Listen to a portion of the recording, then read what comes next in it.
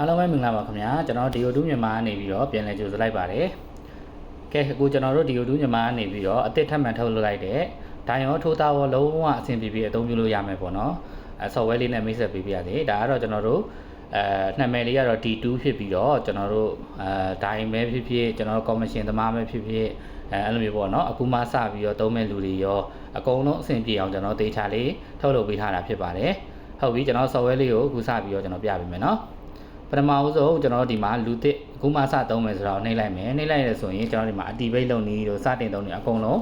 းအသုံးပြုနည်းတွေကိုပြသပေးထားမှာဖြစ်ပါတယ်တကယ်လို့ကိုအခုမကြည့်ဘူးနောက်မှကြည့်မယ်ဆိုလဲကျွန်တော် setting လေးထဲမှာဝင်ကြည့်လို့ရအောင်လုပ်ထားပေးပါတယ်ဟုတ်ပြီအသုံးပြုတော့မယ်ဆိုတော့ကျွန်တော်နှိပ်လိုက်မယ်ဒါဆိုရင်ကျွန်တော်တို့က software လေးက activate ဖြစ်ထားတယ်ဆိုရင် activate တက်ဆိုပြီးဖြစ်သွားမှာဖြစ်ပါတယ် activate မလုပ်ခင်မှာ9ရက်အထိကျွန်တော်တို့အခမဲ့အစမ်းသုံးလို့ရအောင်ပေါ့နော်ပြုလုပ်ပေးထားတာဖြစ်ပါတယ်ခင်ဗျာကြော်ညာပါညာမရှိပါဘူးเนาะโอเคကျွန်တော်ဒီအောက်မှာဆိုရင်ကျွန်တော်အသုံးပြုနည်းကြည့်ရင်ဆိုတဲ့နေရာရောက်မယ်ဆိုရင်စောနာလိုပဲပြန်ပြီးတော့ပြသတဲ့နေရာရောက်တော့မှာဖြစ်ပါတယ်ခင်ဗျာဟုတ်ပြီဒါတော့အသုံးပြုတော့မယ်โอเคကျွန်တော်ပထမဦးဆုံးစပြီးတော့ setting လေးနဲ့စပြီးရှင်းပြပေးမယ်ဒီမှာ setting လေးမှာဆိုရင်ကျွန်တော်တို့နောက်ပိုင်းကျရင်လည်းဖြည်းဖြည်းချင်းပေါ့နော်ကျွန်တော်တို့ဒီမိတ်ဆွေကြီးများအားလုံးနဲ့အဆင်ပြေမဲ့ကိုင်းညီမဲ့ setting တွေကိုဖြည်းဖြည်းချင်းကျွန်တော်တို့ထည့်သွင်းပေးသွားမှာဖြစ်ပါတယ်ခင်ဗျာโอเคဒီမှာဆိုရင်ကျွန်တော်ထိုးကနန်းစိတ်ကြိုက်သတ်မှတ်လို့ရမယ်ဒါဆိုရင်ကျွန်တော်တို့ဒီမှာတစ်နှစ်ကိုအား1000ဒီတစ်နှစ်1000နှစ်1000ဖြစ်သည်နောက်တချို့နယ်တွေမှာဆိုရင်ဥမာအား1000ဆိုရင်ကျွန်တော်တို့900စီဖြစ်သွားတာမျိုးရှိတယ်အဲဆိုတော့ကိုလိုချင်တဲ့ setting ကိုဒီမှာချိန်လို့ရတယ် default ကတော့ဒီမှာအား1000ဟိုဟာနဲ့ဖြစ်နေပါလိမ့်မယ်ခင်ဗျာ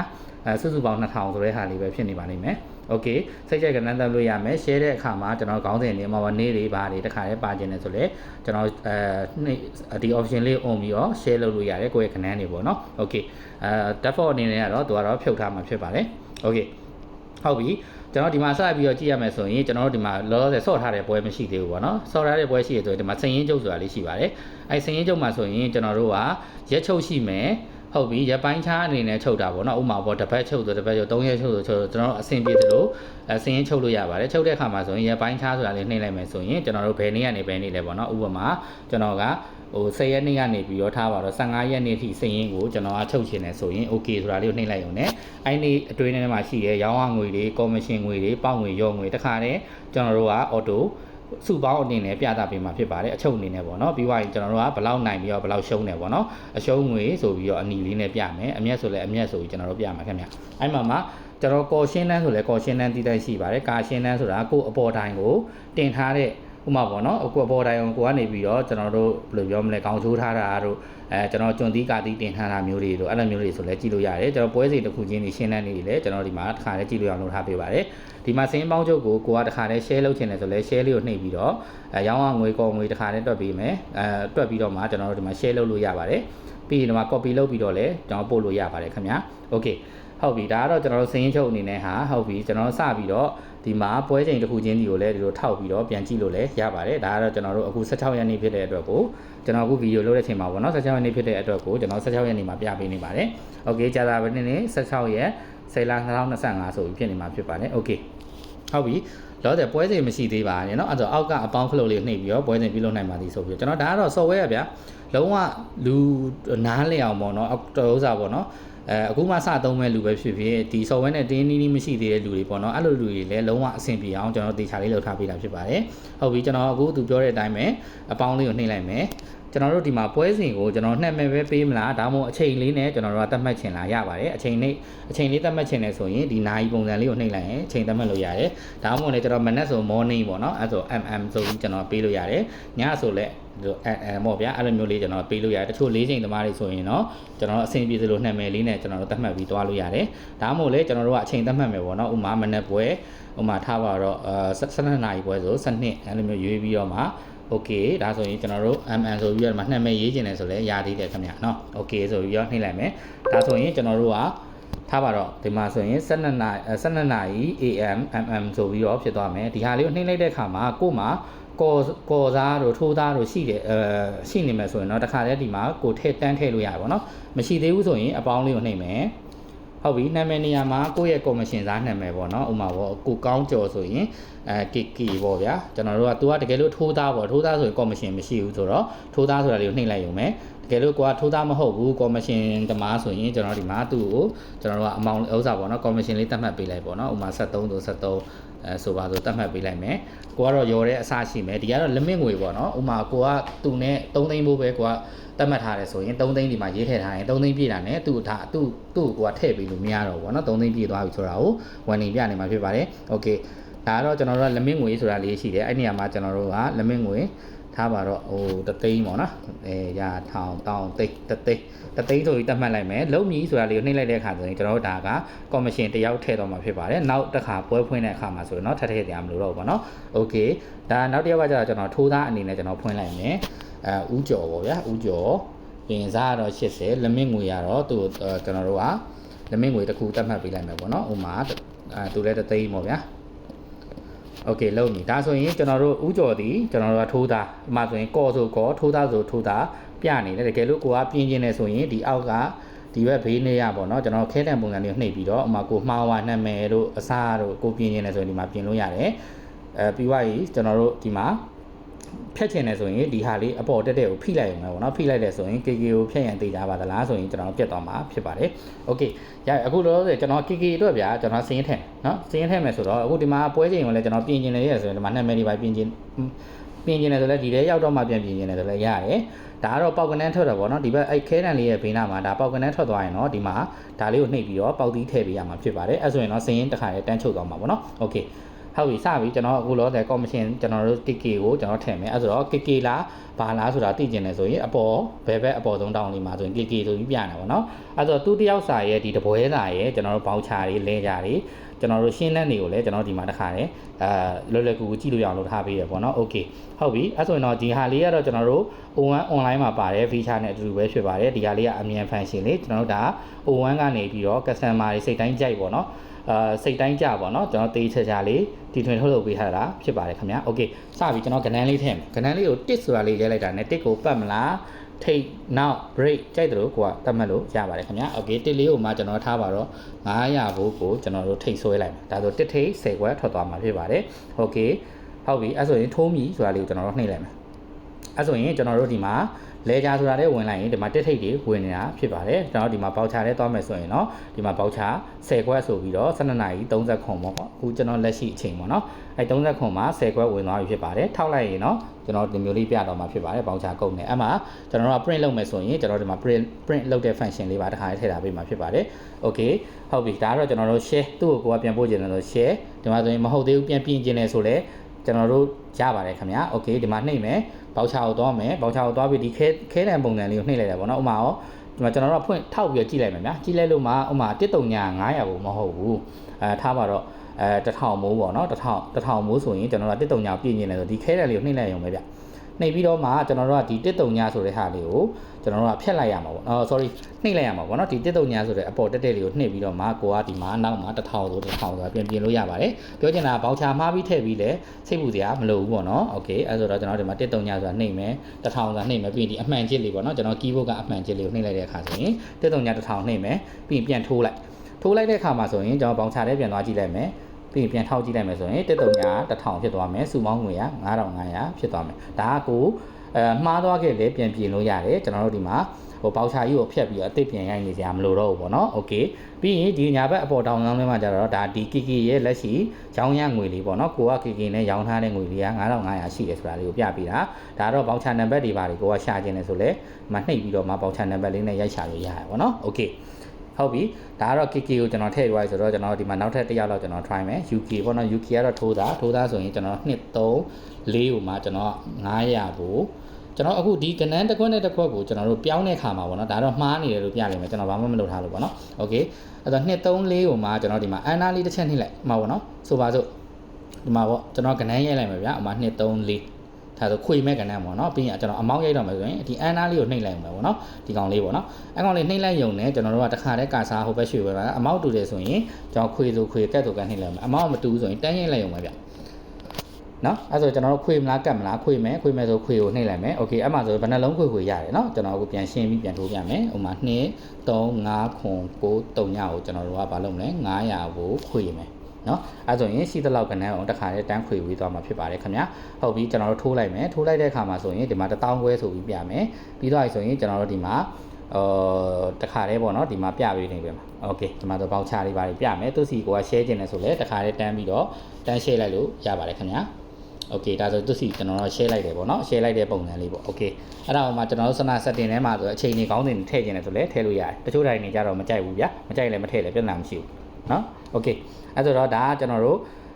့အမြန်ထိုးနီးပုံစံလေးပေါ့เนาะကျွန်တော်တို့ဒီမှာအာမလားအာမဆိုတော့အာမယ်ဒီမှာကြည့်တစ်လုံးနဲ့ဆိုရင်တစ်လုံးနဲ့ကိုကလုံးလို့ရတဲ့တန်ဖိုးတွေရှိမယ်နှလုံးဆိုလဲနှလုံးသုံးလုံးဆိုလဲသုံးလုံးကိုလုံးလို့ရတဲ့ဟာတွေရှိမယ်ပေါ့เนาะအဲ့ရှိတဲ့ဟာတွေအော်တိုအပေါ်ကနေပြီးတော့ဒီကောင်လေးကပြောင်းပေးမှာဖြစ်ပါတယ်အဲ့တော့ကိုကအမောင်လေးထည့်ပြီးလုပ်လိုက်ရုံပဲနောက်ထပ်တစ်ခုအားသာချက်ကျွန်တော်တို့ရိုက်နီးမှာဆိုရင်ကျွန်တော်ဥမာကဏ္ဍတွေကိုဆက်တိုက်ဗျာဥမာပေါ့เนาะနှလုံးတွဲသုံးလုံးတွဲအမောင့်တူနေတယ်ပေါ့ဆိုပါစို့ပေါ့နော်အမောင့်ကတူနေတယ်အဲ့တော့ဒဲ1000 R900ကိုကျွန်တော်တို့အမောင့်တူနေတယ်ဆိုပါစို့နော်အဲ့ဆိုကျွန်တော်တို့ကစက်တိုက်ရိုက်လိုက်မယ်โอเคနော်ဟုတ်ပြီကျွန်တော်တို့မှာ1000ဒဲ1000ပြီး R ကျင်းတယ်ဆိုရင်ဒီအနှုတ်လေးကိုနှိပ်လိုက်အောင်နော်အနှုတ်လေးကိုနှိပ်ပြီးတော့900ဆိုပြီးတော့ဒါဆိုဒဲ1000ကိုကျွန်တော် R တဲ့ခါမှာ900ပြတ်သွားမယ်ကျွန်တော်ရိုက်တလောက်ကဏ္ဍအတိုင်းပဲကျွန်တော်အန်နာလေးခေါက်လိုက်တာနဲ့ဝင်သွားမယ်ပေါ့နော်โอเคဒါမျိုးလေးပေါ့နော်ကျွန်တော်ဒါကတော့နည်းနည်းလေးများသွား software အလုံးကြီးများသွားလို့ဖြစ်မယ်ပေါ့နော်ကျွန်တော်ဒါကဟိုဒီမိုဆိုတော့လေဒီမိုဆိုတော့ကျွန်တော်နောက်ပိုင်းတစ်ခါလေးကျွန်တော်တို့တန်း fit ပြင်ပါဘောနော်ဒါဆိုပေါ်လာပြီโอเคကျွန်တော်တို့ဒီမှာဆိုဒဲ1000 R900ဆိုပြီးဖြစ်သွားတယ်နော်โอเคအဲ့ဆိုတော့ကျွန်တော်တို့ကအခုဒီမှာ power နက်ခက် sorry ကျွန်တော်ကဏ္ဍနဲ့အမောင့်နဲ့ပြီးကျွန်တော်ထိုးလိုက်တဲ့အကွက်ရေး14ကွက်ဝင်သွားမယ်အဲ့ဆိုထိုးမိဆိုတာလေးနှိပ်လိုက်ရုံပဲဒါဆို UK မှာ2500ဖြစ်သွားပြီအဲ့ဆိုတော့သူ့ရဲ့ကျွန်တော်တို့ရှင်းလန်းဆိုတာလေးနှိပ်လိုက်ရပါတော့ဒီမှာဆိုရင်မရှင်းတော့ဘူးကျွန်တော်ဒီမှာ KK ကိုသွားမယ်ရှင်းလန်းဆိုတာနှိပ်လိုက်မယ်ဆိုရင်ရောင်းအောင်ငွေရဲ့ commission ရဲ့တစ်ခါလေးတက်ပြပေးတယ်ပြီးသွားပြီဆိုရင်ကျွန်တော်ဒီမှာ share နှိပ်လိုက်တဲ့အခါမှာဆိုလဲကျွန်တော်တို့ဒီမှာဥမာ KK ကိုကျွန်တော်တို့ကပို့လိုက်တယ်ပေါ့နော်မနှမ်းမဲ့ KK ရောင်းအောင်ငွေဘယ်လောက်တစ်ခါလေးတန်းပြီးတော့သူ့ကိုပို့ပြီးမှဖြစ်ပါတယ်ခင်ဗျာဒီမှာ copy လေးလည်းလုပ်ထားလို့ရတယ် share လေးလုပ်ထားလို့ရပါတယ်ခင်ဗျာဒါကတော့ကျွန်တော်တို့ရှင်းတန်းလုပ်တဲ့အခါမှာလည်းအဲ့လိုမျိုးလေးဒါတနေ့တာပြီးသွားပြီဆိုရင်တစ်ခါလေးတန်းပြီးတော့ရှင်းတန်းဆိုတာလေးကိုနှိပ်ပို့လိုက်ရုံပါပဲခင်ဗျာဟုတ်ကဲ့ဒါကတော့ကျွန်တော်တို့ဒီ KK ဆိုတဲ့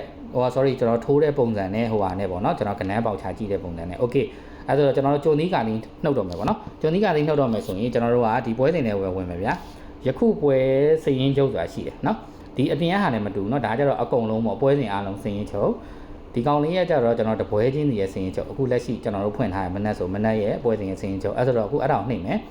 နှိပ်ပြီးတော့မှကျွန်တော်တို့ကဒီမှာဒိုင်များဆိုတာလည်းရှိတယ်အဲ့ဆိုတော့ကို့မှာတကယ်လို့အထက်တိုင်ရှိတယ်ကိုတင်နေတဲ့တိုင်ရှိတယ်ပေါ့နော်ဒါမှမဟုတ်ကိုနဲ့ဆက်တူလုပ်နေတဲ့တိုင်ရှိရဆိုရင်သူ့စီကစည်ရင်းပို့မယ်ပေါ့နော်ပို့မယ်ဆိုရင်ကိုကဒီမှာနှိပ်လိုက်မယ်ပြီးဆိုရင်ကျွန်တော်ဒိုင်နေရာမှာကျွန်တော်တို့ထားပါတော့မောင်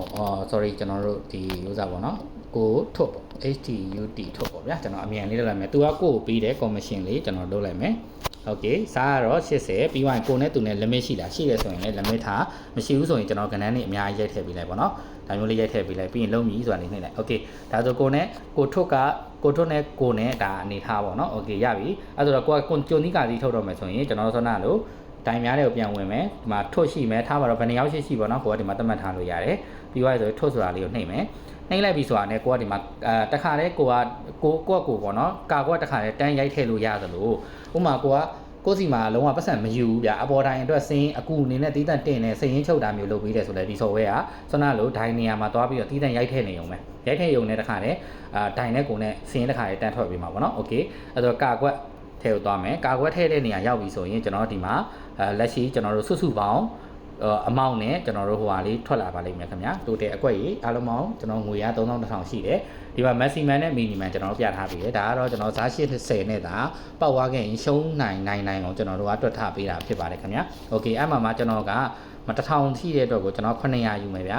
900ထက်ကျွန်းတဲ့ခဏကိုကျွန်တော်ပို့မယ်ဆိုရင်ဒီမှာတစ်ခါတည်းကျွန်တော်ညာဘက်ချမ်းအကွက်လေးမှာဆိုရင်ကျွန်းသွားတဲ့အကွက်လေးကိုပြပြီးတယ်အဲ့ဆိုကျွန်တော်တို့ကအခု900နဲ့လောက်တဲ့ခါမှာဆိုလဲကျွန်တော်တို့ရှုံးနိုင်တယ်ပေါ့နော်2300နိုင်တယ်ဒါမှမဟုတ်လဲရှုံးရင်လည်းရှုံးသွားနိုင်တယ်ဆိုတာကိုတခါတည်းတန်းပြီးတော့ပြပြီးတယ်အောက်ကဟာမှာကျတော့အကွက်ကြီးက10ခွက်ရှိမယ်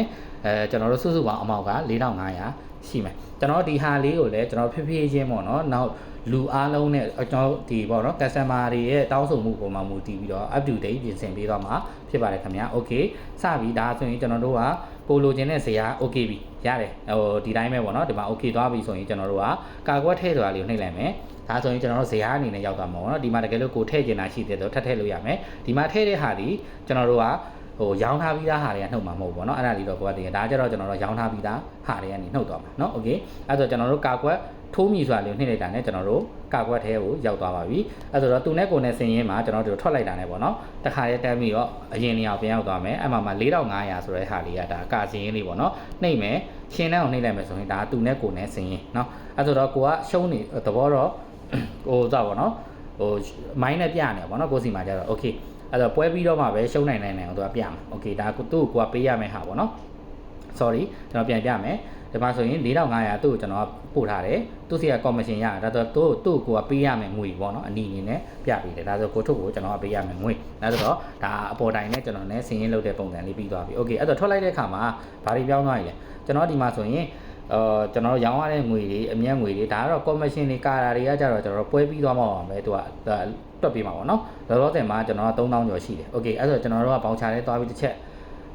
ချက်ကြည့်လိုက်မှာပေါ့နော်ကျွန်တော်တို့ဒီမှာ2တစ်ကိုကျွန်တော်ထည့်လိုက်မယ်နော်2တစ်ကိုကျွန်တော်တို့ဒီမှာပေါက်ကနန်းနေရာမှာတော့ထည့်လိုက်မယ်